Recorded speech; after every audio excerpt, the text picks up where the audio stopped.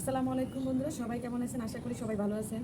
আজকে আমি রান্না করব গরুর গোশতের আইটেম, সাথে সবজি আছে।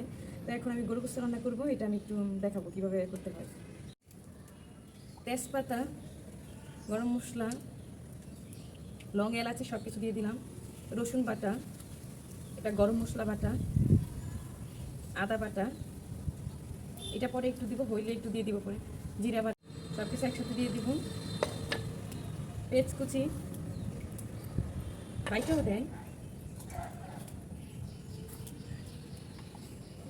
ধনিয়ার গুঁড়ো, আমার খেতে অরিজিনাল ধনিয়ার গুঁড়ো, হলুদ, মরিচ, লবণ, তেল দিয়ে দিব।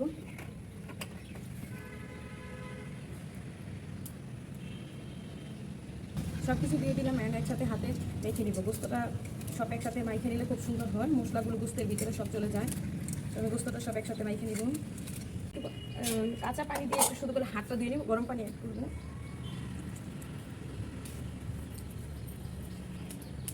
গরম পানি দিয়ে দিব আমি একটু, গরম পানিটা দিলে গোস্ত খুব তাড়াতাড়ি সিদ্ধ হয়।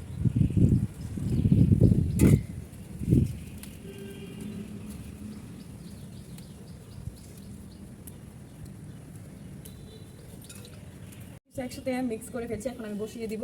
আমি আবার পাতিলের নিচে মাটি দিয়ে দিয়েছি, মাটি দিয়ে লেপ দিয়ে দিলাম যাতে কালিটা না পড়ে ততটা, আর পাতিলটা মাজলেও যাতে কালিটা উঠে যায়। এই যে আগে দেখতাম মায়েরা পাতিলের নিচে মাটি দিয়ে একটা ফুস দিয়ে নিত নতুন পাতিল বসালে, আমিও সেটা করছি। এখন আমি পাতিলটা বসাই দিব।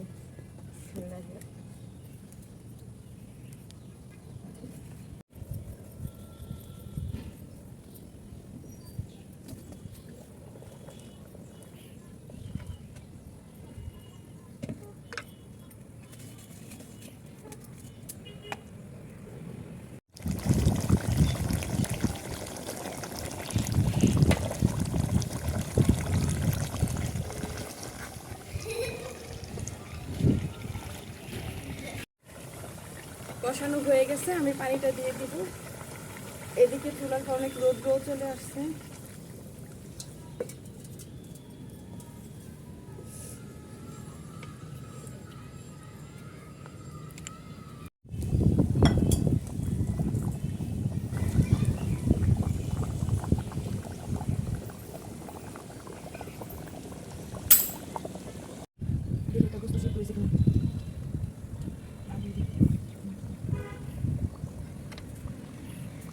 গরম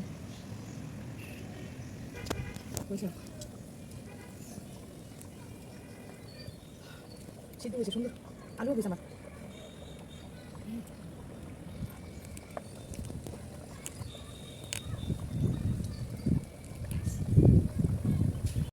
আমার গোস্ত রান্না হয়ে গেছে, এখন আমি গোস্তটা নামিয়ে ফেলবো। তো ওইটা আমি আরেকটা তরকারি বসাবো, তো এখন গোস্তটা নামিয়ে ফেলবো। সাইডটা একটু মুছে দিই।